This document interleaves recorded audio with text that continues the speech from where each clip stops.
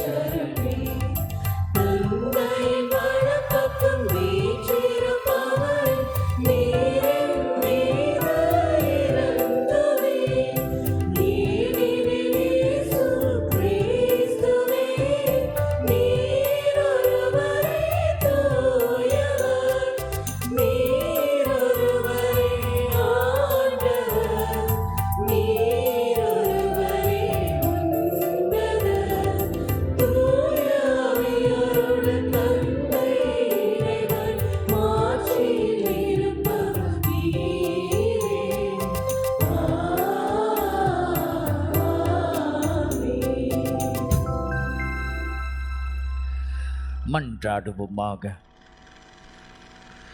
இறைவா, உம்மையும் பிறரையும் அன்பு செய்வதில் திருச்சட்டத்தின் எல்லா கட்டளைகளுக்கும் அடங்கி இருக்க செய்தீரே.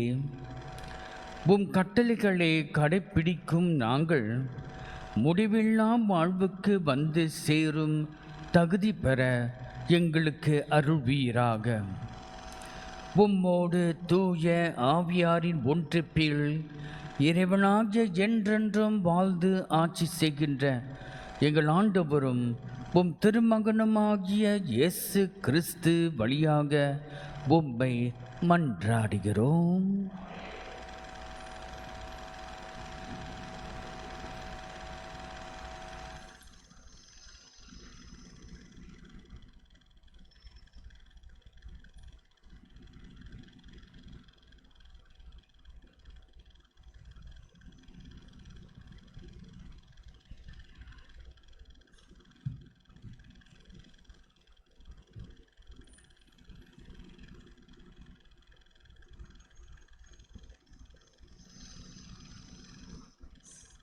சாலமோன் நூலிலிருந்து வாசகம். பொல்லாதவர்கள் தங்களுக்குள் சொல்லிக் கொள்வதாவது, நீதிமான்களுடைய சொற்கள் உண்மையா என கண்டறிவோம். முடிவில் அவர்களுக்கு என்ன நிகழும் என ஆய்ந்தறிவோம். நீதிமான்கள் கடவுளின் மக்கள் என்றால் அவர் அவர்களுக்கு உதவி செய்வார். பகைவரிடமிருந்து அவர்களை விடுவிப்பார். அவர்களது கனிவினை கண்டு கொள்ளவும் பொறுமையை ஆய்ந்தறியவும் வசைமொழி கூறியும் துன்புறுத்தியும் அவர்களை சோதித்தறிவோம். இழிவான சாவுக்கு அவர்களை தீர்ப்பிடுவோம். ஏனெனில் தங்கள் வாய்மொழிப்படியே அவர்கள் பாதுகாப்பு பெறுவார்கள். ஆண்டவர் வழங்கும் அருள் வாக்கு.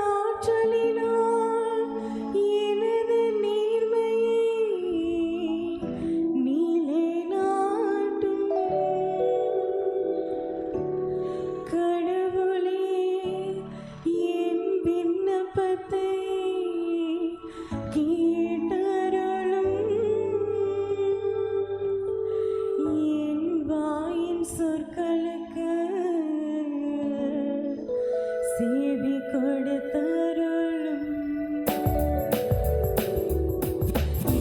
தலைவர் என் வாழ்வுக்கு ஆதரவாய் உள்ளோருடன்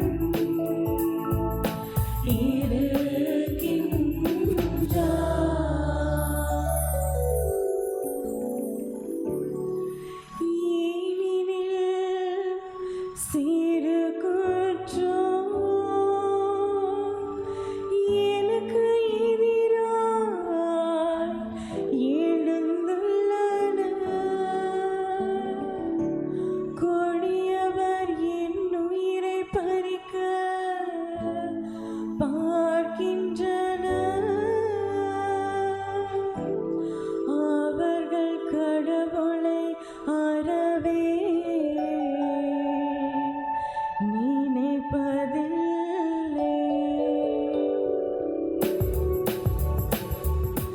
என் தலைவர் என் வாழ்வுக்கு ஆதரவாய் உள்ளோருடன்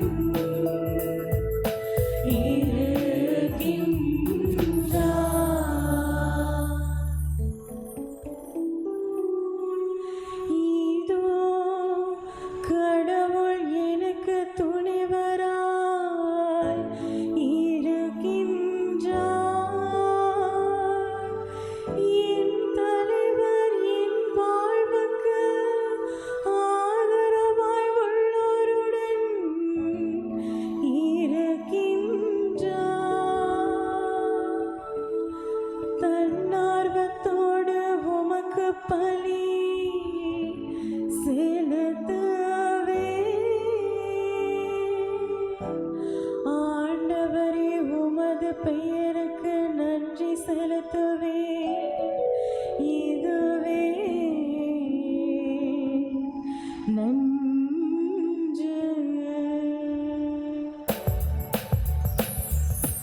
என் தலைவர் என் வாழ்வுக்கு ஆதரவாய் உள்ளோருடன் இருக்கின்றார். என் தலைவர் என் வாழ்வுக்கு ஆதரவாய் உள்ளோருடன்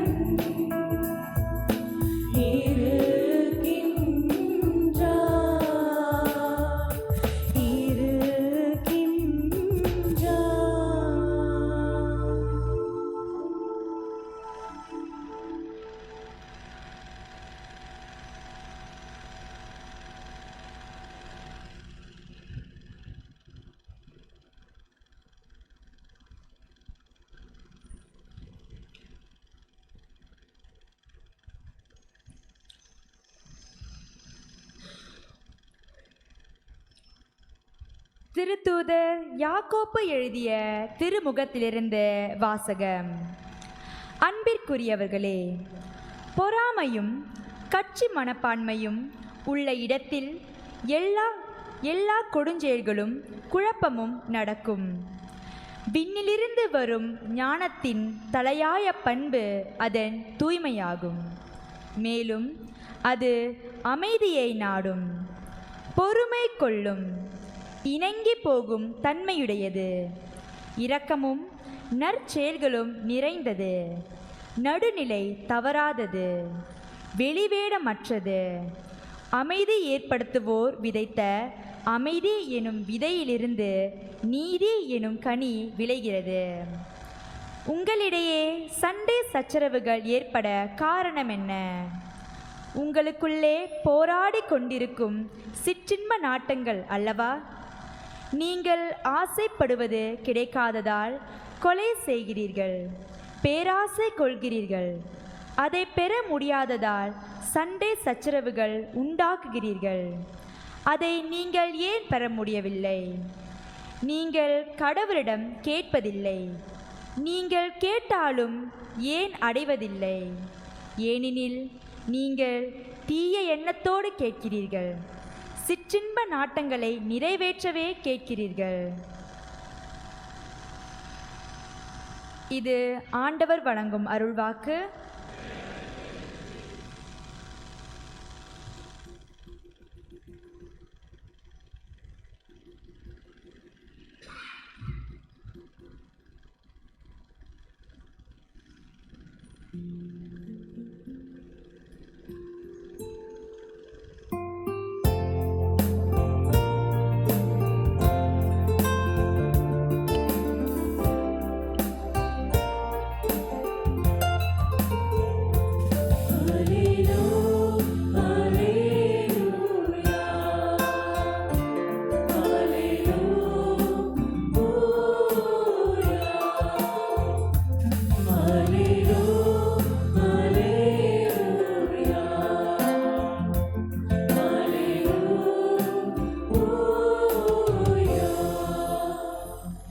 அனைவரும் நம் ஆண்டவர் இயேசு கிறிஸ்துவின் மாட்சியை நீங்கள் அடையும் பொருட்டே நாங்கள் அறிவித்த நற்செய்தியின் வழியாக அவர் உங்களை அழைத்தார்.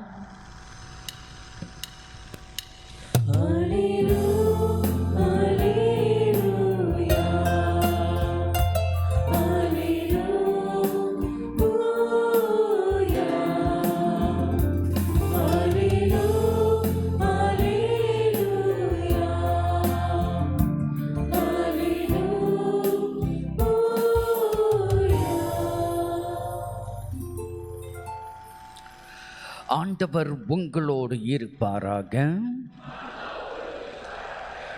மார்க்கு எழுதிய தூய நற்செய்தியிலிருந்து வாசகம்.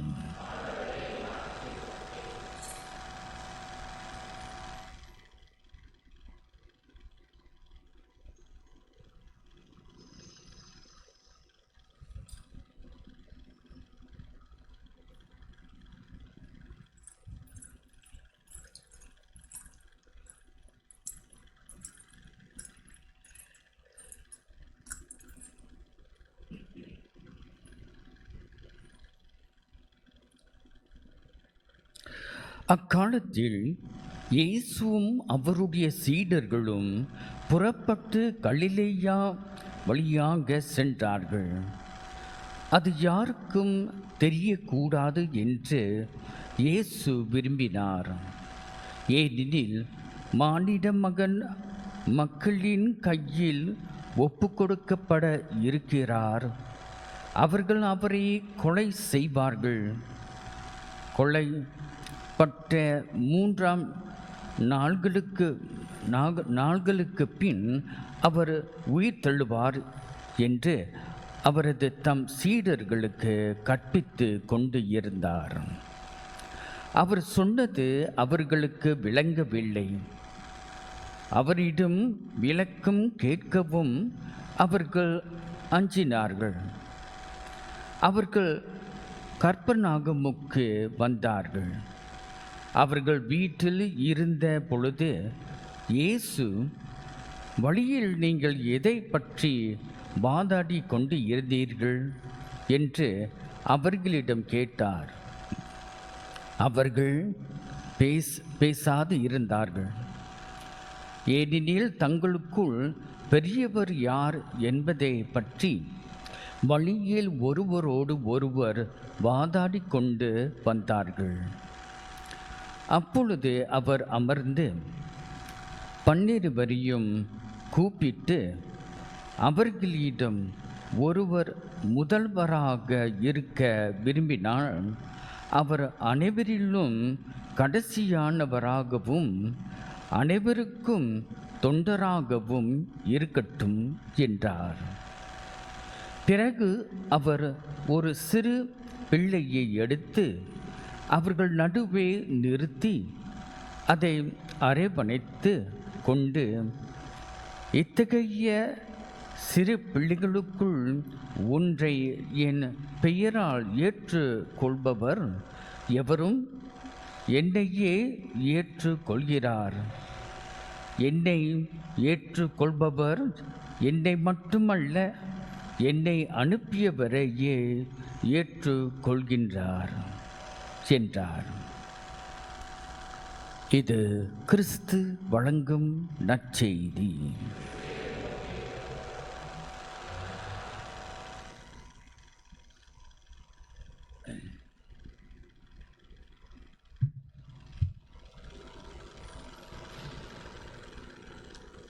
இயேசுடைய அப்போஸ்தலர்கள் ஆரம்பத்திலே அவர் வாதாடி கொண்டு இருந்தார்கள். என்ன, யார் அவங்களுக்குள்ள ரொம்ப முக்கியமானவர், யார் தலைமையாக இருக்கிறார் அப்படின்னு. ஆனால் அதுக்கு முன்பு இந்த கட்டத்தில் இயேசு அவரோட பாடுகளை பற்றி விளக்க சொல்ல பார்க்குறாரு. எப்படி அவர் ஒதுக்கப்பட்டு செத்து போகுவார், சிலுவையில் கேவலமாக சாவார், அதோட 3ஆவது நாள் நான் உயிர் தெளிவேன் என்று சொல்ல பார்த்தாரு. அவங்க விலங்குல அந்த அர்த்தமும் என்னவென்று கேட்கறதுக்கு தங்கினார்கள். இயேசு எவ்வாறு எல்லாருக்கும் தலைமையாக வந்தார். அவர் முறை எப்படின்னு சொன்னாக்க, அவர் தன்னைத்தானே கீழ்மையாக இருந்தார். அதுதான் இசியாஸ் அதிகாரம் 52 இயேசுடைய பாடுகளுடைய அது விளக்க சொல்லும் பொழுது அவர் என்ன சொல்கிறாருங்க? வார்த்தை சொன்னது, behold my servant shall prosper. என்னுடைய ஊழியன் அவன் மகிமை அடைவார்கள். ஏனென்றால் he shall be exalted and lifted up and shall be very high. ரொம்ப உயர்த்த நிலைக்கு கொண்டு வர இருப்பார் என்று. யார்? அந்த ஊழியன், மை சர்வன்ட். கடவுளை பின்பற்றி வர உள்ளவர்.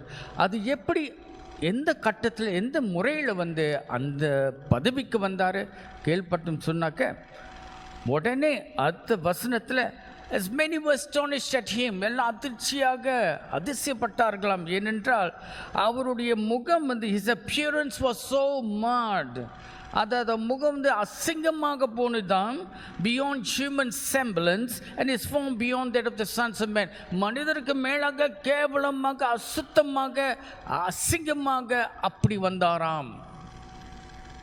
ஒரு கட்டத்தில் தூக்கி விட ஆண்டவர் இருக்கிறார். அதே நேரத்தில் அடுத்த வருஷத்தில் அவர் எப்படி இந்த முறை அடைஞ்சார் சொன்னால், அந்த அளவுக்கு கேவலம் அடைஞ்சார் என்று. மேலும் அங்கே சொல்ல, for he grew up before him like a young plant. ஒரு சிறிய ஒரு செடி போலவே இருந்ததாம்.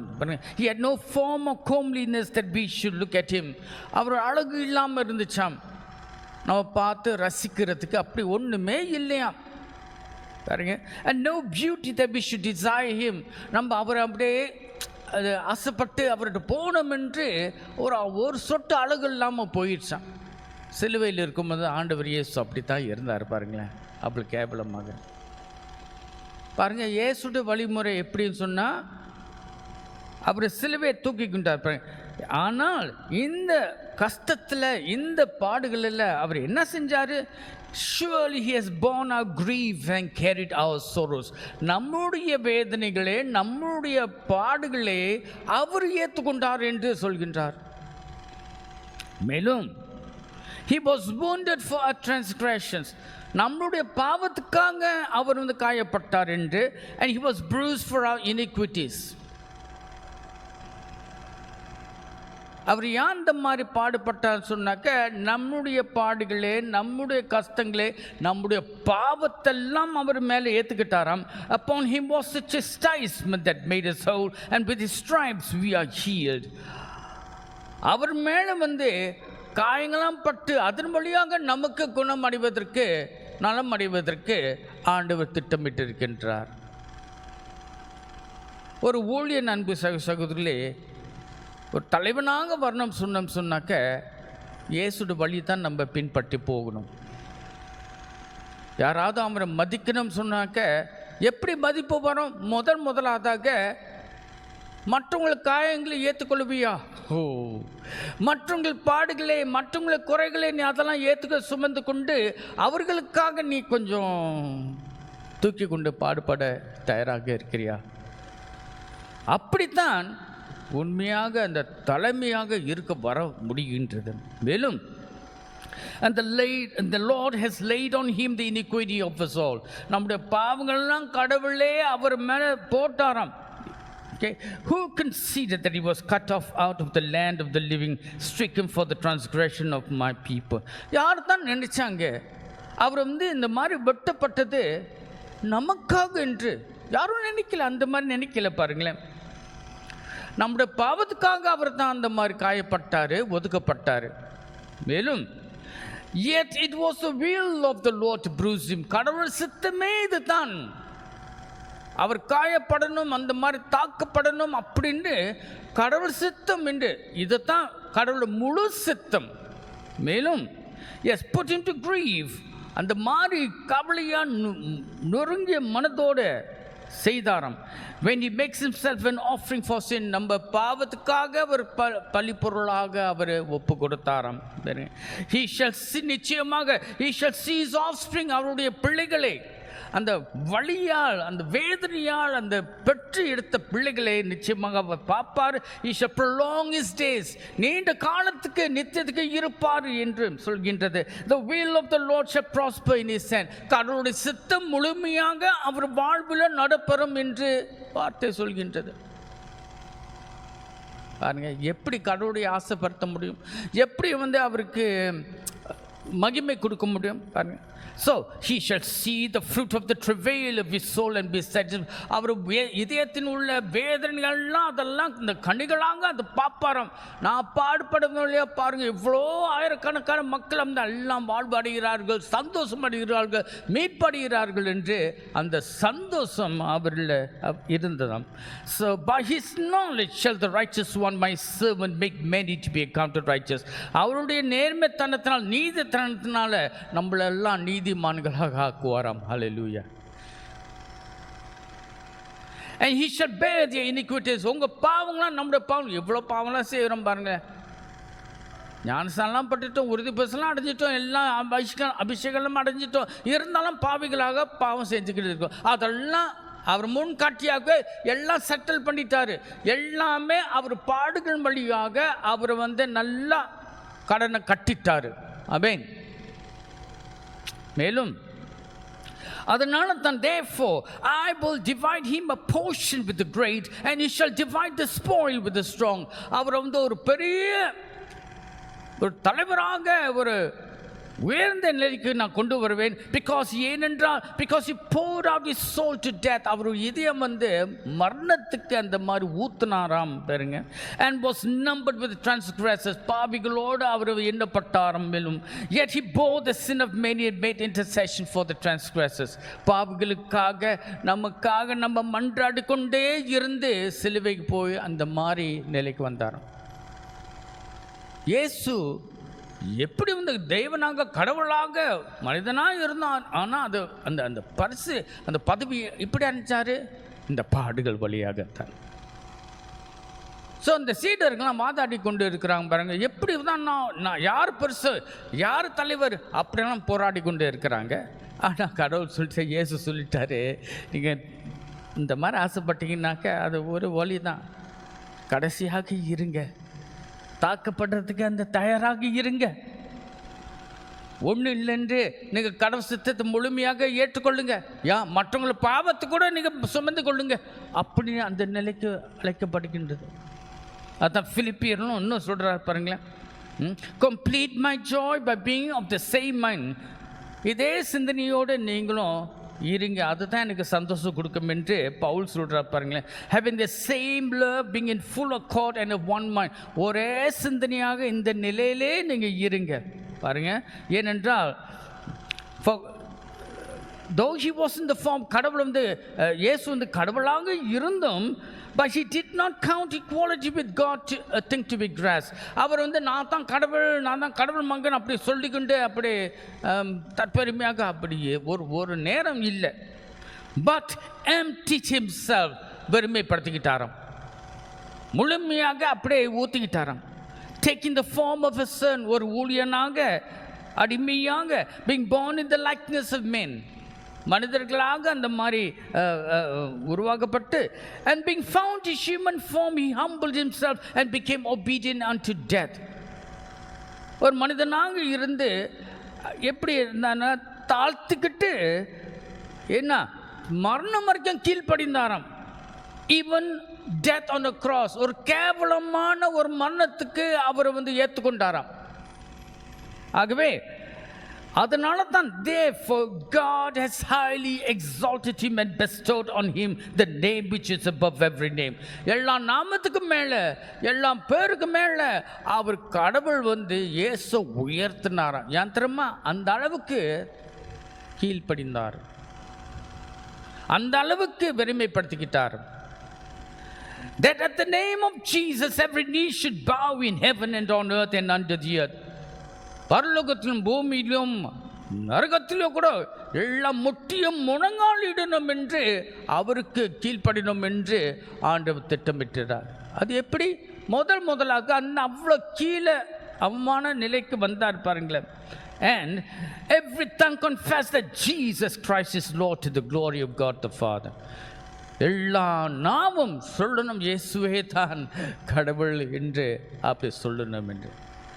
பாருங்க, கடவுளுடைய பிரகாரமாக எப்படி நம்ம வாழ்வில் கொஞ்சம் பதவியாக தலைமையாக இருக்கிறோம் சொன்னாக்க, முதலாவதாக ஒரு ஊழியனாக இருந்து நம்ம கடவுள் சித்தத்தை முழுமையாக ஏற்றுக்கொள்ளணும்.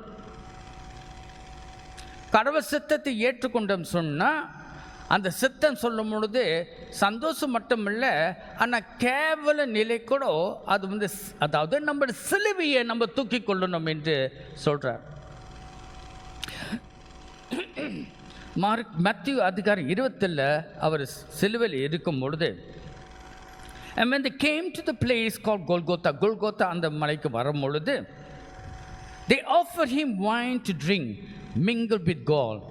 அவன் திராட்சை ரசமும் அந்த பித்தம், அந்த கால் தெரியுமா, இந்த கால் பிளட் இருக்கு இல்லையா, அந்த பித்தம் அந்த பச்சையாக இருக்கும் பாருங்களேன், ஓகே, அதுவும் கலந்து அவனுக்கு இந்த but when he tasted it he would not drink it. அது குடிச்சோன்னே அவர் எனக்கு வேணாம் அப்படின்னு சொல்லிட்டாராம், ஒதுக்கிட்டாராம். ஏன் தெரியுமா, ஏன் சொன்ன அந்த காலத்தில் இது தான் இந்த எனஸ்தெட்டிக் மாதிரி. அதை குடிச்சோம் சொன்னாக்க அந்த போதை வகையாக இருக்கிற வலியெல்லாம் குறைச்சிடும். வலி குறைக்கிறதுக்கு இந்த திராட்சை ரசமும் இந்த பித்தமும் அதை கலந்து நீங்கள் குடிங்க, உங்கள் வலி கொஞ்சம் குறையும் அப்படின்னு. ஆனால் இயேசு என்ன சொல்கிறாரு, என் வலி குறையக்கூடாது அப்படின்னு சொல்லி எனக்கு இது வேணாம் அப்படின்னு சொல்லிட்டார். அவருடைய சிலுவை அரைக்குறைமா சிலுவையில், ஆனால் முழுமையாக கடவுள் சித்தம் என்ன, நான் இதெல்லாம் பாடுபடணும், இதை ஓடக்கூடாது, குறைக்கக்கூடாது, முழுமையாக கடவுள் சித்த சாதிக்கணும்னு சொல்லி அவர் இந்த போதை பொருளோ ஒன்றும் எனக்கு வேண்டாம், நான் கடவுளுடைய சித்தப்பிரகாரமாக நான் முழுமையாக நான் சிலுவைக்கு போகணும், பாடுபடணும். அந்த போதை பொருள் என்ன சிரமா, நம்ம சிலுவையை தூக்கணும் சொன்னாக்க எப்படி சிலுவை தூக்கும் பொழுது பக்கத்தில் சொல்லுவாங்க, நீங்கள் எவ்வளோ கஷ்டமாக இருக்குது பாருன்னு தெரியுமா, எவ்வளோ பாடுபடம் தெரியுமா, எங்கள் கவலையாக இருக்குன்னு சொல்லுவேன். அந்த மாதிரி சொன்னா அவங்க சொல்ல பயப்படாதீங்க, நீங்கள் பயப்படாதீங்க, நான் உங்களுக்கு ப்ரே பண்ணுறேன் அப்படி சொல்லி ஆறுதலாக இருக்குன்னா அது என்ன தெரியுமா, போதை பொருள். அதன் வழியாக அந்த ஆறுதல் அடையிற வழியாக எனக்கு எல்லாம் அட்லீஸ்ட். ஆனால் யாருமே கண்டுக்காமல் இருந்தோம் சொன்னாக்க, யாருமே நீ சிலுவை தூக்கிறத தெரியாமல் இருந்துச்சு சொன்னாக்க உங்களுக்கு வேதனையாக இருக்கும். ஏன் தெரியுமா, மனசத்தோட யார் இந்த வலியை குறைக்க முடியும், யார் எனக்கு ஆறுதலாக சொல்லி எனக்கு என் சிலுவை தாங்கிறதுக்கு அப்படின்னு நினைப்பாங்க. அன்பு சகோதரர்களே, சிலுவையை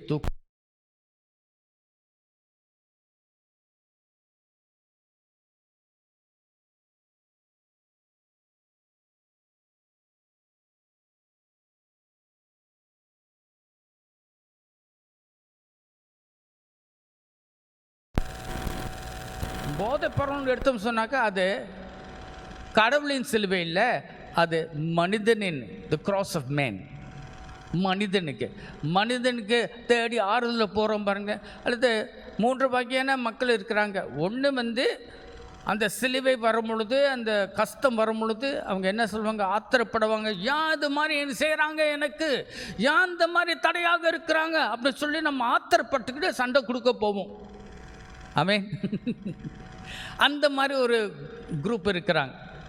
சண்டை கொடுக்கறதுக்கு வெறுப்பாதுங்க, மற்ற வழியில் எப்படியாவது நம்முடைய நீதியை அடைஞ்சிடணும் அப்படின்ட்டு மோதுவோம்.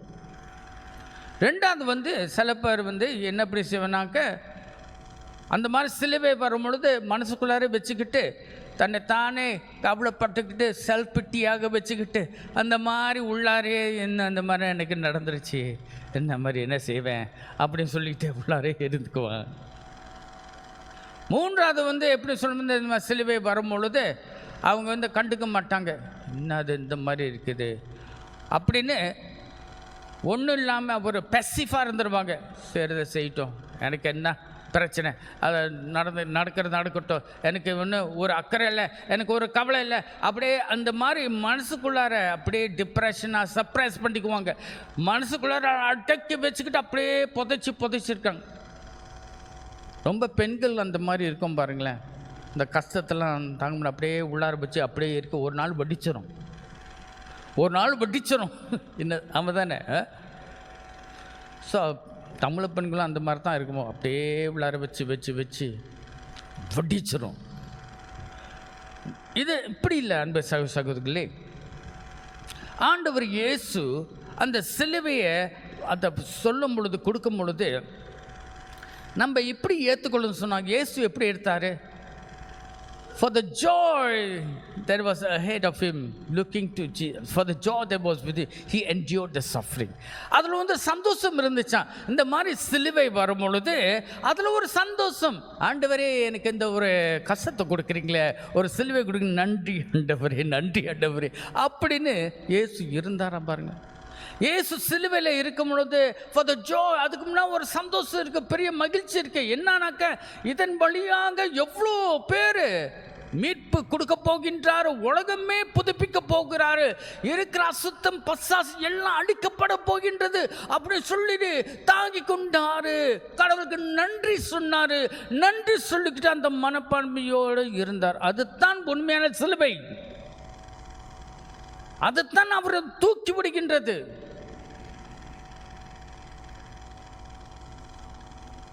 அப்போ நம்முடைய சிலுவை நம்ம அடைய முடியாது. எல்லாருக்கும் சிலுவை இருக்குது, நிச்சயமாக இருக்கணும் பாருங்களேன்.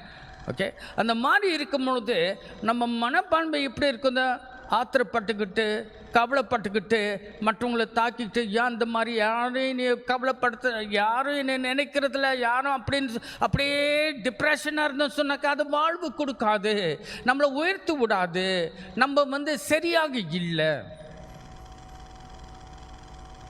நம்ம என்ன சொல்லணும்? ஆண்டவரே, என் வாழ்வில் ஒவ்வொரு கட்டத்திலையும் நீ தான் ஆட்சி செய்கிறீர். நான் என்னோட தவறு செஞ்சா கூட அதை நல்லா அறிஞ்சிருக்கிறீர். நான் பாவத்தில் விழுந்தா கூட அதை நல்லா அறிஞ்சிருக்கின்றீர்.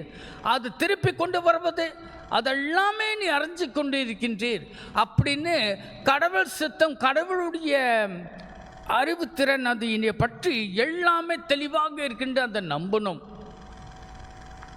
அதை நம்பிட்ட பிறகு ஒரு சிலுவை வரும்போது, கஷ்டம் வரும்பொழுது நம்ம என்ன செய்யணும்?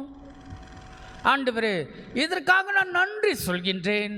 ஏன் சொன்னால் இதன் வழியாக ஒரு நிச்சயமாக ஒரு பெரிய பரிசு இருக்கு. என்னையோ தூக்கி விட போகிறீர்கள், எனக்கு வாழ்வு கொடுக்க போகிறீர்கள், மற்றவர்கள் வாழ்வடைவார்கள் அப்படின்னு போவோம் பாருங்க. ஸோ அந்த சிலுவை முழுமையாக அவமானத்துக்கு தாக்கப்படுவோம், அவமானப்படுவோம், ஒன்றும் இல்லாமல் மற்றவங்களாம் நம்ம தாக்குவார்கள். அதை ஒன்றா வாசு சொல்லுது போலவே, எப்படி கெட்டவர்கள்லாம் ஒரு நல்ல மனிதனை பிடிக்கிறதுக்கு தடுமாற வைக்கிறதுக்கு அப்படிலாம் முயற்சி செய்வார்களாம். இந்த தான் உலகம். அந்த மாதிரி நடக்கும் பொழுது நம்ம நல்லா விளங்கிக்கணும். ஆண்டவர் ஒரு கிறிஸ்தவனாக இருந்து ஒரு அழைப்பு கொடுத்தது, அதுவும் சிலுவை வாழ்வு. அந்த சிலுவை வாழ்வில் இதெல்லாம் இருக்குது. முழுமையாக ஏற்றுக்கொண்டு கடவுளுக்கு நன்றி சொல்லுங்கள். ஆமென், ஆமென். ஆகவே இந்த மாதிரி நன்றி சொல்லிக்கிட்டு இருந்தோம் சொன்னாக்க பிசாசுக்கு இடமே இல்லை. அவன் என்ன செய்ய பார்க்குறான்? நம்முடைய சந்தோஷத்தை பறிக்க பார்க்குறான். நம்முடைய அப்படியே டிப்ரெஷனை கொண்டு வந்து சீக்காக ஆக்கி நம்மளுக்கு ஒரு வாழ்வு இல்லாமல் அப்போ பறிக்க பார்க்குறான், திருடுற பார்க்குறான், அழிக்க பார்க்குறான். ஆனால் அதுக்கு இடம் கொடுக்கணும். ஏன்னு சொன்னால் நம்ம நோக்கம், நம்ம மனப்பண்பு, இது எல்லாமே கடவுள் மகிமைக்காக. ஒன்று சொல்கிறேன், அடிப்படையாக ஒரு உண்மையை நல்லா அறிஞ்சுக்கொள்ளணும். நம்முடைய சந்தோஷம் என்ன? நம்முடைய சந்தோஷம் முழுமையாக கடவுளே அவரே தான் இருக்கணும். நம்மளோட சந்தோஷம் மற்றவங்கள் என்ன சொல்லுவாங்க, மற்றவங்களை அந்த மாதிரி பார்த்தோம் சொன்னால் நிச்சயமாக நம்மளால் தாங்க முடியாது.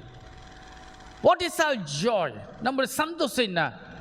கடவுள் சித்தத்தை நான் சாதிக்கணும், கடவுளே என்னுடைய சந்தோஷம், கடவுளே என்னுடைய மீட்பு, கடவுள் தான் என்னுடைய நிறைவு, அவர் மட்டும் சரியாக இருந்தால் எனக்கு போதும் அப்படின்னு அந்த மாதிரி அந்த அடிப்படையில் இருந்தோம் சொன்னால் என்ன நடந்தாக்கட்டும் நடக்கட்டும், நான் கடவுளை போற்றி கொண்டே இருப்பேன். ஏன்னு சொன்னால் மனிதர்கள் ஏற்றுக்கொள்ள மாட்டாங்க. இயேசு பாருங்க, அவர் சந்தோஷம் என்ன? யாராவது அவர் ஆறுதலாக பக்கத்தில் இருந்தாங்களா? இல்லை. ஆனால் அவர் சந்தோஷம் ஆண்டவர். ஆமென். ஆண்டவர் தூக்கி விட போறாரு. நம்ம கடவுள் நம்மளை படைச்சது ஆட்சி செய்கிற மக்களாக, not only in is image and likeness, அவருடைய சாயலாக மட்டும் படைச்சதில்லை, அவர் குருவானவராக ஒரு குருத்துவ மக்களாக அது அமைச்சது மட்டும் இல்லை, ஆனால் ஆட்சி செய்யும் மக்களாக, டு ஹேவ் டொமினியன், எல்லாரும் ஆட்சி செய்யணும், எல்லாருக்கும் தலைமையாக இருக்கணும் என்று அப்படி ஆண்டவர் அழைச்சார். அந்த நிலைக்கு எப்படி வர முடியும்? முதலாக இயேசு போலவே தான்.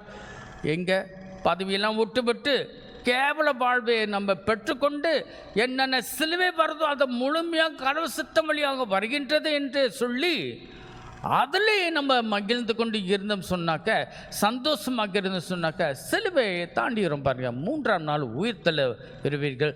ஆகவே உங்கள் வாழ்வில் அந்த ஆட்சி செய்யும் இந்த வரத்தை தன்மையை நீங்கள் உணர்வீர்கள். ஆண்டவர் தூக்கி விட்டுருவார். உங்களுக்கு என்னாச்சும் சோதனை இருக்குதா, கஷ்டம் இருக்குதா? ஆண்டவர் தெரியுமா? நிச்சயமாக தெரியும். ஆனால் அதன் வழியாக ஆண்டவர் ஒரு பாடத்தை சொல்லிக் கொடுக்க பார்க்குறாரு. நான் உன்னை தூக்கி விட பார்க்குறேன், அதற்காக நீ ஏற்றுக்கொள்ளு. நான் தான் உன்னுடைய நிம்மதி, சந்தோஷம், நான் தான் உன்னுடைய வெற்றி. ஏற்றுக்கொள்ளு. யார் மேலேயும் பகையாக இருக்காத, வெறுப்பாக இருக்காத, மன்னிச்சு விட்டுரு, எல்லாத்தையும் மன்னிச்சு விட்டுரு. நான் உன்னோடு இருக்கிறேன், இதை தாண்டி வா. உன் மனப்பான்மை வந்து சரியாக இருக்கணும், என்னுடைய மனது மாதிரி இருக்கணும் பாருங்க. ஞானத்தோடு, அன்போடு, விழிப்போடு, ஒளியோ நிறைந்து அந்த வைத்துக்கொள். ஆண்டவர் அழைக்கிறார். ஆமென்.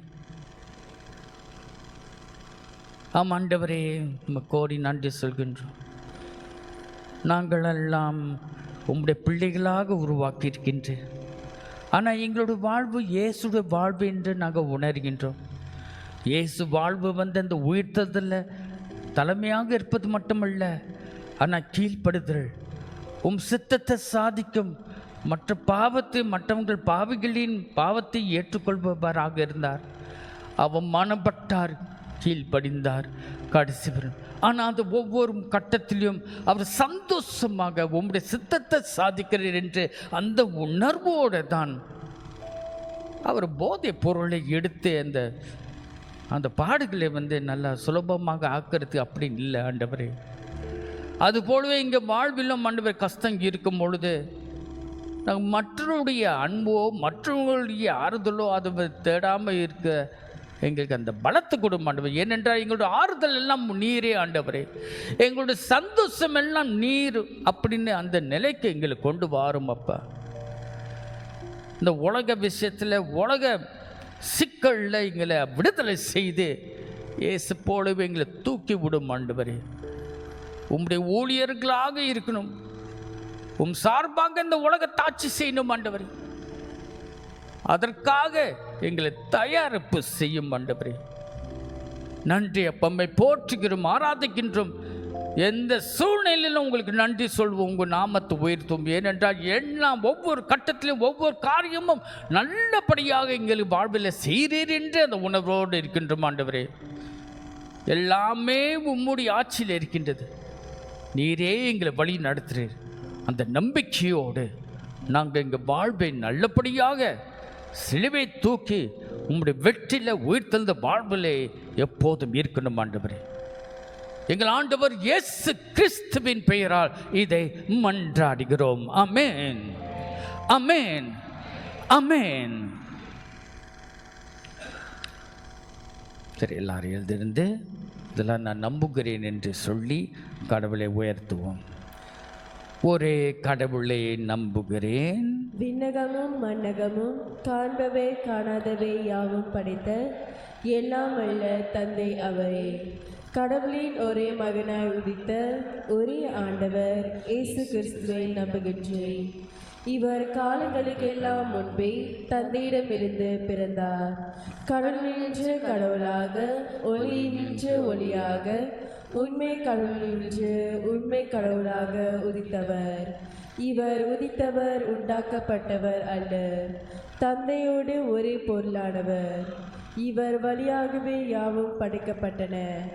மனிதர் நமக்காகவும் நம் மீட்புக்காகவும் விண்ணகம் இருந்து இறங்கினார்.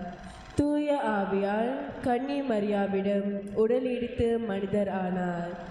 மேலும் நமக்காக போந்தியு பிலாத்தின் அதிகாரத்தில் சிலுவையில் அறியப்பட்டு பாடுபட்டு இறந்து அடக்கம் செய்யப்பட்டார். மறைநூல்களின்படி 3ஆம் நாள் உயிர்த்தெழுந்தார். விண்ணகத்துக்கு எழுந்தள்ளி எல்லாம் அல்ல தந்தையின் வலப்பக்கம் வீற்றிருக்கின்றார். வாழ்வோரையும் இறந்தோரையும் தீர்ப்பிட மாட்சியுடன் மீண்டும் வர இருக்கின்றார். அவரது ஆட்சிக்கு முடிவு இராது. தந்தையிடமிருந்தும் மகனிடமிருந்தும் புறப்படும் ஆண்டவரும் உயிர் அளிப்பவருமான தூய ஆவியாரை நம்புகின்றேன். இவர் தந்தையோடும் மகனோடும் ஒன்றாக ஆராதனையும் மாட்சியும் பெறுகின்றார். இறைவாக்கினர்கள் வாயிலாக பேசியவர் இவரே. ஒரே புனித கத்தோலிக்க திருத்தூதர் வழிவரும் திரு அவையை நம்புகின்றேன். பாவ மன்னிப்புக்கான ஒரே திருமுழுக்கை ஏற்றுக்கொள்கின்றேன். இறந்தோரின் உயிர்ப்பையும் வரவிருக்கும் மறு உலக வாழ்வையும் எதிர்பார்க்கின்றேன். ஆமென். ஆமாண்டவரே, எந்த அளவுக்கு எங்களை நேசித்தீரின்னா எங்களுடைய பாடுகளெல்லாம் எங்களுடைய பாவங்களெல்லாம் ஏற்றுக்கொண்டு நாங்கள் வாழணும், நாங்கள் எல்லாம் ஆசீர்வாதமோடு இருக்கணும் என்று திட்டமிட்டீர். அந்த அடிப்படையில் தான் நாங்கள் இப்போது எங்கள் தேவைகள் கூட உம்மிடம் தெரிவிக்கின்றோம். இவைகளெல்லாம் கேட்டு உம்முடைய நிறைவான ஆசீர்வாதத்தால் எங்களை மூடிக்கொள்ளும் ஆண்டவரே. நமது திரு அவையை வழிநடத்தும் திருத்தந்தை பேராயர்கள், குருவானவர்கள், இறை தொண்டர்கள் ஆசீர்வதியும். இறை வார்த்தையை மக்களுக்கு கற்றுத்தரும் நல் ஆசனங்களாக விளங்கி இறை அரசை தொடர்ந்து கட்டி எழுப்பிட வேண்டுமென்று இறைவா உம்மை மன்றாடுகிறோம். ஆண்டவரே, எங்கள் மன்றாட்டை கேட்டருளும். உலக நாடுகளிடையே நடக்கும் போர்களினாலும் இயற்கையால் நடைபெறும் மாற்றங்களினால் பேரிடர்கள் நின்று உலக மக்களை பாதுகாக்க வேண்டுமென்று இறைவா உம்மை மன்றாடுகிறோம். ஆண்டவரே, எங்கள் மன்றாட்டை கேட்டருளும். எமது நாட்டில் நிலவும் பொருளாதார பின்னடைவால் பாதிக்கப்பட்ட மக்களுக்கு இறை ஆசி பெற்று பொருளாதாரத்தில் வளர்ச்சி அடைய வேண்டுமென்று இறைவா உம்மை மன்றாடுகிறோம். ஆண்டவரே, எங்கள் மன்றாட்டை கேட்டருளும். எம் பங்கு மக்களை ஆசீர்வதித்து இறை காரியங்களை ஆவலுடன் கற்றுக்கொள்ளும் ஆர்வம் எங்களிடையே வளரவும் மற்றும் அனைத்து சிற்றாலங்களில் கட்டுமான பணிகளில் தடைகள் நீங்கி அங்கு உமது ஆலயம் எழுப்பிட வேண்டுமென்று இறைவா உம்மை மன்றாடுகிறோம். ஆண்டவரே, எங்கள் மன்றாட்டை கேட்டருளும். இறைவா, உம் பணியில் பெருமை பாராமல் ஒவ்வொருடனும் இணைந்து தாழ்ச்சியோடு பணிகளை செய்திடவும் எங்கள் சிலுவைகளை ஏற்றுக்கொண்டு உம்மோடு இணைந்து செல்லும் வாழ்வை எங்களுக்கு தந்தருள வேண்டுமென்று இறைவா உம்மை பார்த்து மன்றாடுகிறோம். ஆண்டவரே, எங்கள் மன்றாட்டை கேட்டருளும். கோல்பெஸ் ஆலயம் கட்டுமான இறை பணிகளில் எடுத்து வைக்கும் அனைத்து செயல்களிலும் நீர் தாமே உடனிருந்து வழிநடத்தி விரைவில் அங்கு நீர் வாசம் செய்ய சிறந்த ஆலயம் ஒன்று எழுப்பிட வேண்டுமென்று இறைவா உம்மை பார்த்து மன்றாடுகிறோம். ஆண்டவரே, எங்கள் மன்றாட்டை கேட்டருளும். நன்றி மற்றும் சிறப்பு கருத்துக்காக ஒப்புக்கொடுத்த ஆன்மாங்கள் உமது பேரின்பத்தின் நித்திய நிலைப்பாறுதல் அடைய வேண்டுமென்று இறைவா உம்மை பார்த்து மன்றாடுகிறோம். ஆண்டவரே, எங்கள் மன்றாட்டை கேட்டருளும். அன்னை மரியாளை, இயேசுவின் பாடுகளோடு இயேசு சிலுவை முழுமையாக நீ பங்கேற்றீர். இயேசுடைய மனதுக்குள்ளார ஒரு சந்தோஷம் இருந்தது. எங்களெல்லாம் மீட்பு அடைவதற்காக அவர் பாடுபடுறார். அதுபோலவே நீரும் அந்த சந்தோஷத்தில் தான் தன்னுடைய மகனை பலியாக கொடுத்தீர். எங்களுக்காக வேண்டிக்கொள்ளும் தாயே, முழுமையாக இயேசு போலவே நாங்களும் எங்களுடைய சிலுவையை ஏற்றுக்கொண்டு அந்த சிலுவையில் கடவுளுக்கு நன்றி சொல்லி எல்லாமே கடவுள் சித்த பிரகாரமாக இருக்குது என்று நாங்கள் ஏற்றுக்கொண்டு ஆண்டவர் வாழ்வு முழுமையாக எங்கள் வாழ்வில் இருக்கும் என்று எங்களுக்காக வேண்டிக்கொள்ளும் தாய். அருள் நிறைந்த மரியாளை வாழ்க, ஆண்டவரும் உடனே பெண்களுக்குள் ஆசீர்வதிக்கப்பட்டவள் நீரே, உம்முடைய திருவயிற்றின் கன்னியாகிய இயேசுவும் ஆசீர்வதிக்கப்பட்டவரே. புனித மரியாளே, இறைவனின் தாயே, பாவிகளாக இருக்கிற எங்களுக்காக இப்பொழுதும் எங்கள் இறப்பின் வேலையிலும் வேண்டிக்கொள்ளும். ஆமென். இதெல்லாம் எங்கள் மன்றாட்டை ஆண்டவர் இயேசு கிறிஸ்துவின் பெயரால் வேண்டுகிறோம்.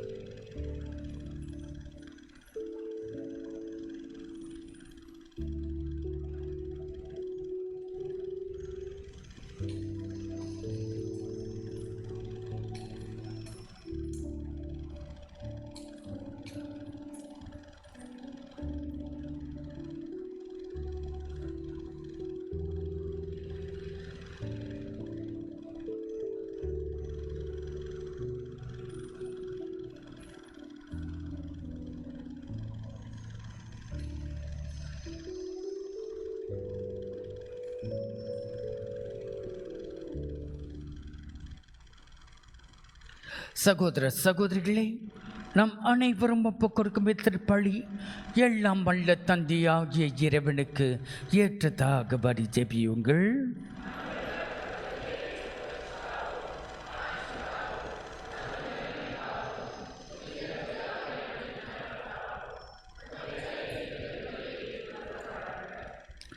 ஆண்டவரே, மக்களின் காணிக்கைகளை கனிவுடன் ஏற்றருள உம்மை வேண்டுகின்றோம். அதனால் நம்பிக்கையோடும் பக்தியோடும் அவர்கள் எவற்றை அறிக்கை எறிகிறார்களோ அவற்றை விண்ணக அருள் அடையாளங்களால் பெற்று கொள்வார்களாக.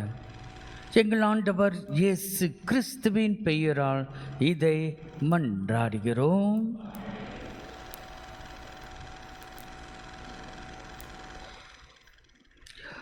ஆண்டவர் உங்களோடு இருப்பாராக. இதயங்களை மேலே எழுப்புங்கள்.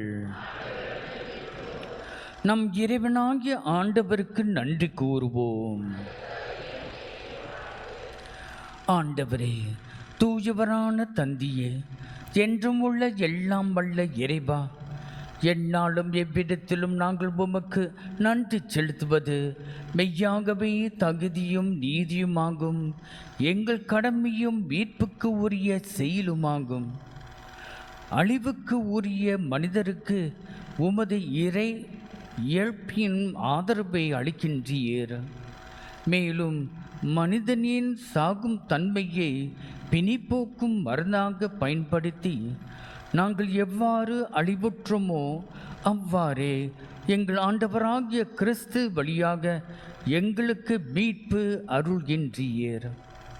இவை அனைத்தாலும் அளவற்ற மாட்சி உமக்கே உரியது என்பதை உணர்கின்றோம். அவர் வழியாக உமது மாண்பே வான தூதர்களின் அணிகள் வழிபடுகின்றன. உமது திருமுன் எக்காலத்தும் மகிழ்கின்றன. அவர்களோடு எங்கள் குரலையும் சேர்த்து கொள்ளுமாறு நாங்கள் உம்மை தாழ்மையுடன் இறைஞ்சி புகழ்ந்து அக்களிப்புடன் சொல்வதாவது: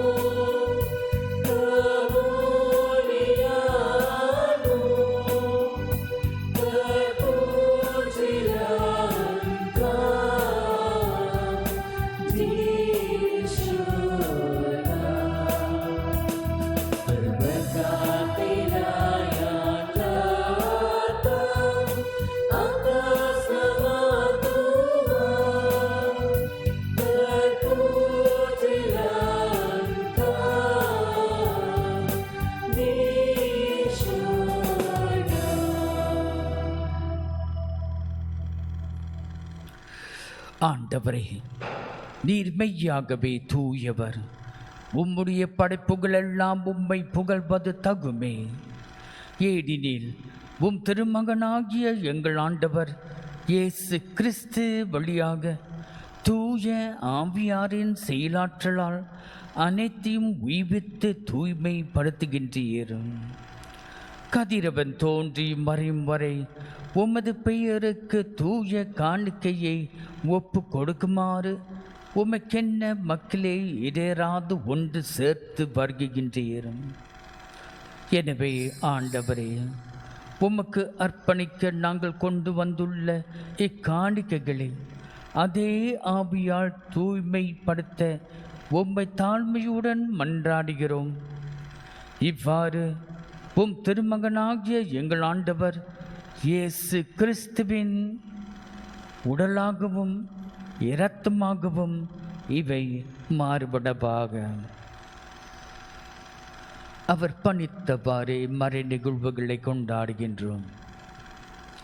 ஏனெனில் அவர் காட்டி கொடுக்கப்பட்ட இரவில் அப்பத்தையும் எடுத்து உமக்கு நன்றி செலுத்தி ஆசி வழங்கி அதை பிட்டு தம் சீடர்களுக்கு அளித்து அவர் கூறியதாவது: அனைவரும் இதிலிருந்து பெற்று உண்ணுங்கள், ஏனெனில் இது உங்களுக்காக கையளிக்கப்படும் என் உடல்.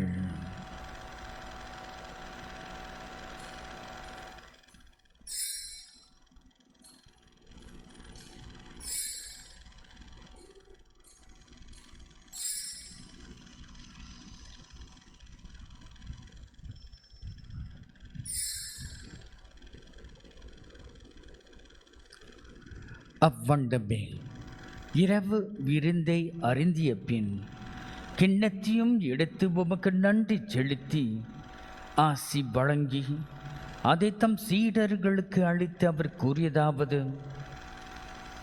அனைவரும் இதிலிருந்து பெற்று பருகுங்கள், ஏனெனில் இது புதிய நிலையான உடன்படிக்கைக்கு உரிய என் இரத்தத்தின் கிண்ணம். இது பாவ மன்னிப்புக்கென்று உங்களுக்காகவும் பலருக்காகவும் சிந்தப்படும். இதை என் நினைவாக செய்யுங்கள்.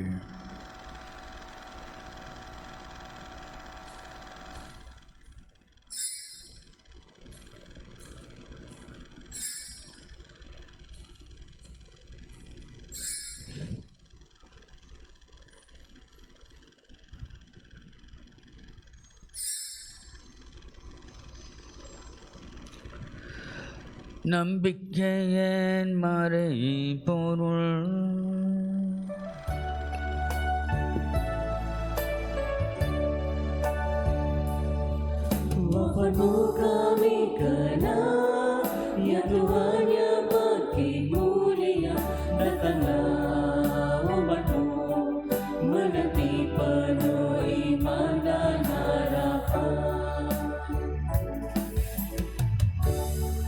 ஆகவே ஆண்டவரே, உம் திருமகனின் மீட்பளிக்கும் பாடுகளையும் வியப்புக்கு உரிய உயிர்ப்பையும் விண்ணேற்றத்தையும் நாங்கள் நினைவு கூறுகின்றோம். இவர் மீண்டும் வருவார் என எதிர்பார்த்திருக்கும் நாங்கள் இப்புனிதமான உயிருள்ள பலியை நன்றி செலுத்தி உமக்கு ஒப்பு கொடுக்கின்றோம். உமது திரு அவையின் காணிக்கையை கண்ணோக்கியருள்ள உம்மை மன்றாடுகிறோம். இப்பலியினால் நீர் உளம் கனிய திருவுளமானீர். இவ்வாறு உம்முடைய திருமகனின் திருவுடல் திரு இரத்தத்தால் ஊட்டப்பெறும் நாங்கள் அவருடைய தூய ஆவியால் நிரப்ப பெற்று கிறிஸ்துவுக்குள் ஒரே உடலும் ஒரே உள்ளமும் உடையவராக விளங்க செய்வீராக. இவரே எங்களை உமக்கு என்றும் காணிக்கையாக்குவாராக. இவ்வாறு உம்மால் தேர்ந்து கொள்ளப்பட்டவர்களோடு முதலாவதாக புனிதமிக்க கன்னியும் கடவுளின் தாயுமான மரியா, அவருடைய கணவரான புனிதர் யோசப்பு, புனித திரு தூதர்கள், மாட்சிமிகு மறை சாட்சியர், புனித மணத்து சின்னப்பர், புனித அந்தோனியார், மற்ற புனிதர்கள் அனைவரோடும் நாங்கள் உரிமை பேற்றுக்கு தகுதியுடையோர் ஆவோமாக. இவர்களின் வேண்டுதலால் நாங்கள் என்றும் உமது உதவியை பெறுவோம் என உறுதியோடு இருக்கின்றோம். ஆண்டவரே, எங்களை உம்மோடு ஒப்புரவாக்கும் இப்பலி உலகற்கெல்லாம் அமைதியும் மீட்பும் தர வேண்டும் என மன்றாடுகிறோம். இவ்வுலகில் பயணம் செய்யும் உமது திரு அவையை சிறப்பாக உம் அடியாராகிய எங்கள் திருத்தந்தை பிரான்சிஸ், எங்கள் ஆயர் ஜூலியன், ஏனைய ஆயர்கள், திருநிலையினர், உமக்கு சொந்தமான மக்கள் ஆகிய அனைவரையும் நம்பிக்கையிலும் அன்பிலும் உறுதி பெற செய்வீராக. நீர் விரும்பியபடி உம் திருமுன் நிற்கின்ற இக்குடும்பத்தின் வேண்டுதலுக்கு கனிவுடன் செவிசாய்த்தர். ஆண்டவரே, இந்த நேரத்தில் எங்கள் வாழ்க்கையில் இருக்கிற சிலுவைகள் எல்லாம் நாங்கள் ஏற்றுக்கொள்கின்றோம். அதே நேரத்தில் நன்றி சொல்கின்றோம். இதன் வழியாக உம்முடைய விடுதலை எங்களுடைய அனுபவமாக இருக்கணும் ஆண்டவரே. கனிவுள்ள தந்தியே, எங்கும் சுதருண்டிருக்கும் உம்முடைய பிள்ளைகளை கனிவுடன் உம்மோடு சேர்த்து கொள்ளும். இறந்து போன எங்கள் சகோதர சகோதரிகளும் உமக்கு உகந்தவர்களாய் வாழ்ந்து இவ்வுலகை பெற்று சென்ற அனைவரையும், குறிப்பாக இன்றைக்கு ஒப்பு கொடுக்கப்பட்ட ஆத்மகளுக்காக நம்ம வேண்டிக் கொள்வோம். உமது ஆட்சியில் கனிவுடன் ஏற்றருளும். நாங்களும் அங்கு வந்து சேர்ந்து அவர்களோடு உமது மாட்சியால் என்றும் மன நிறைவு அடைவோம் என எங்கள் ஆண்டவராகிய கிறிஸ்து வழியாக எதிர்நோக்கியிருக்கின்றோம். இவர் வழியாகவே நீர் உலகுக்கு எல்லா நன்மைகளும் வழங்குகின்றீர்.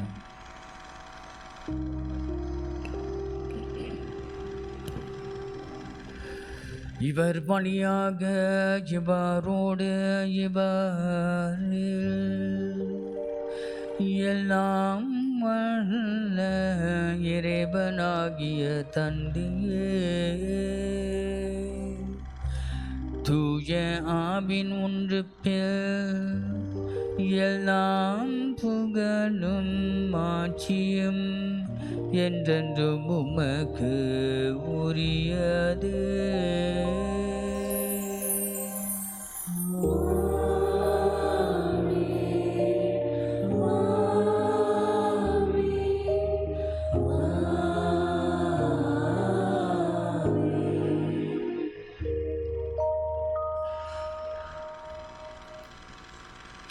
கடவுளுக்கு நன்றி மனதோட நம்முடைய வாழ்வுக்காக, நம்ம சூழ்நிலைக்காக, எல்லாத்துக்கும் அந்த நிலையில் நம்ம நன்றியாக இருந்து கொண்டு அவர் நாமத்தை உயர்த்துவோம்.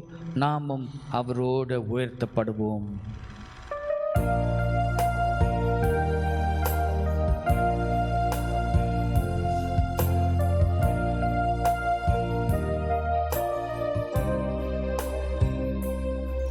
Bapa kami yang ada di surga, dimuliakan nama-Mu, datanglah kerajaan-Mu, jadilah kehendak-Mu di atas bumi seperti di dalam surga. Berilah kami rezeki pada hari ini, dan ampunilah kesalahan kami, seperti kami pun mengampuni yang bersalah pada kami, dan janganlah masukkan kami ke dalam pencobaan, tetapi bebaskanlah kami dari yang jahat.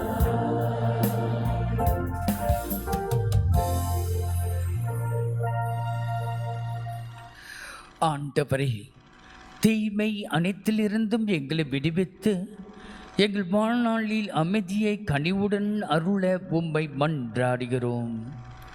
உமது இரக்கத்தின் உதவியால் நாங்கள் பாவத்திலிருந்து எப்போதும் விடுதலை பெற்று யாதொரு கலகமும் இன்றி நலமாயிருப்போமாக. நாங்கள் எதிர்நோக்கியிருக்கும் பேர்மத்திற்காகவும் எம் மீட்பராகிய இயேசு கிறிஸ்துவின் வருகைக்காகவும் காத்திருக்கின்றோம். ஆண்டவரே இயேசு கிறிஸ்துவை, அமைதியை உங்களுக்கு விட்டு செல்கிறேன், என் அமைதியையே உங்களுக்கு அளிக்கின்றேன் என்று உம் திருத்தூதர்களுக்கு மொழிந்தீரே. எங்கள் பாவங்களை பாராமல் உமது திரு அவையின் நம்பிக்கையே கண்ணோக்கி உமது திருவுளத்திற்கு ஏற்ப அதற்கு அமைதியும் ஒற்றுமையும் அளித்தருள்வீராக. என்றென்றும் வாழ்ந்து ஆட்சி செய்கின்றவர் நீரே. ஆண்டுடைய சமாதானம், அவருடைய சந்தோஷம், அவருடைய போற்றுதல் உங்களோடு நிறைவாக எப்போதும் இருப்பதாக. ஒருவருக்கு ஒரு ஆண்டு கொடுக்கும் ஆசீர்வாதத்தை நம்ம பகிர்ந்து கொள்வோம். கிறிஸ்துவின் சம்பந்தம் காமினஸ்.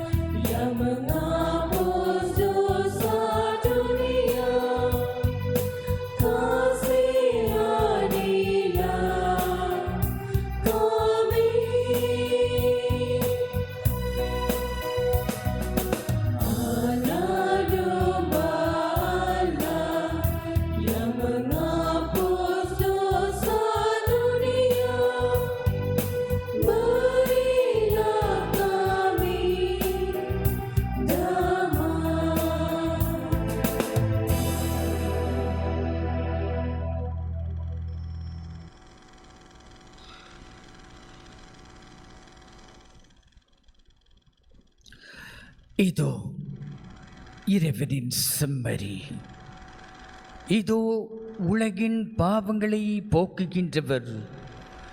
இந்த செம்மறி விருந்துக்கு அழைக்கப்பட்டவர்கள் அனைவரும் பேறு பெற்றோர்.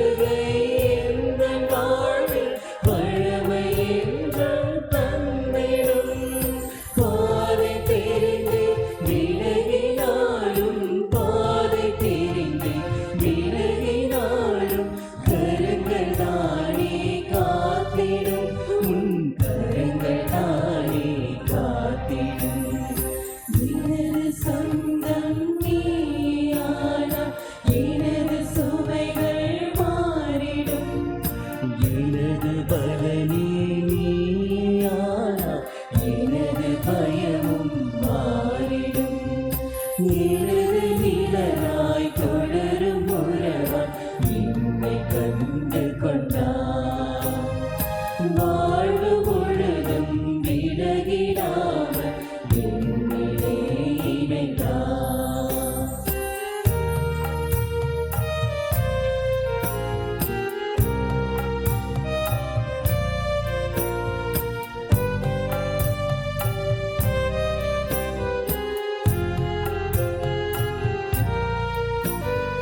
பூவை போல மென்மையாக என்னை தாங்கி நின்றார். வாசங்களும் சுவாசமாக என்னில் நீ கடந்தார்.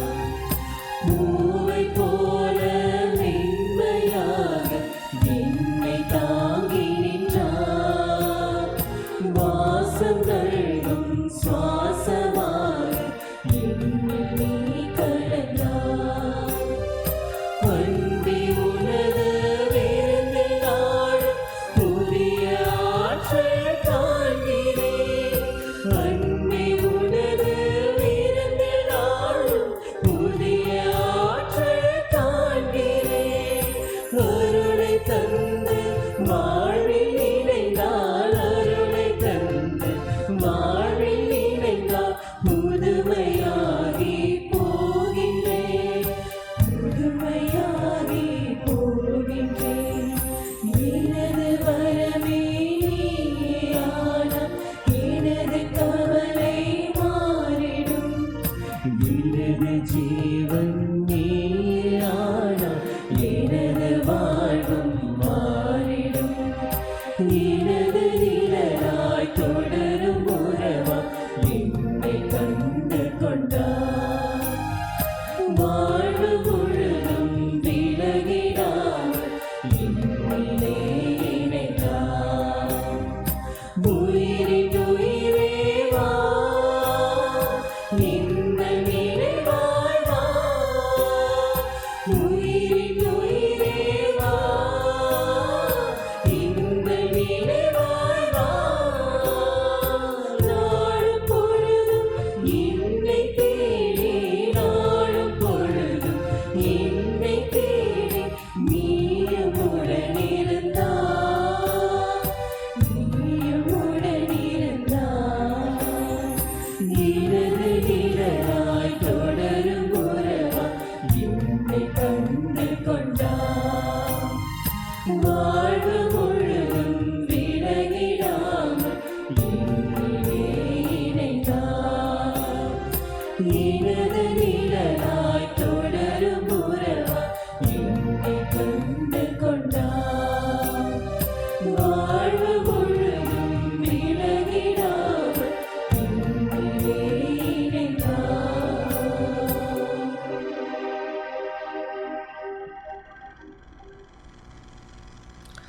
மன்றாடுவோமாக.